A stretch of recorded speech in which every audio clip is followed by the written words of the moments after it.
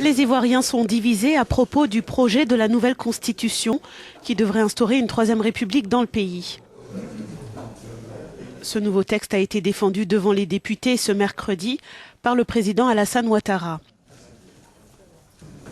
Le défi est de taille car certains Ivoiriens adhèrent à cette idée, mais d'autres sont plutôt réservés. L'opposition a toujours refusé ce nouveau changement et dans l'opinion publique, les avis sont tout aussi mitigés.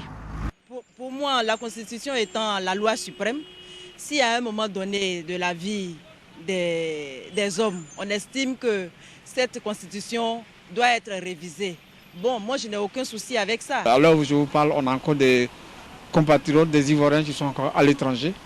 Et moi, personnellement, j'aurais aimé que tout le monde soit là, que la réconciliation soit complètement totale avant de penser à une nouvelle constitution. Parmi les changements majeurs, il y aurait la création d'un poste de vice-président comme aux États-Unis et également un Sénat. Les experts se félicitent de ce changement.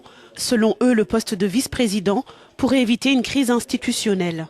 Quand vous prenez le cas de la Côte d'Ivoire où, après la mort du président Houphouët-Boigny, le pouvoir devrait donc tomber entre les mains du président de l'Assemblée nationale alors qu'il y avait un Premier ministre, on a vu qu'il y a eu un flottement, une crise institutionnelle qui a peut-être, sans motiver les crises qui ont suivi, mais a été déterminante dans les crises qu'a connu la Côte d'Ivoire par la suite. Notre correspondant en Côte d'Ivoire a précisé que ce projet de constitution avait été adopté le 28 septembre dernier en Conseil des ministres. Le peuple ivoirien devra se prononcer au cours du référendum prévu à la fin de ce mois d'octobre.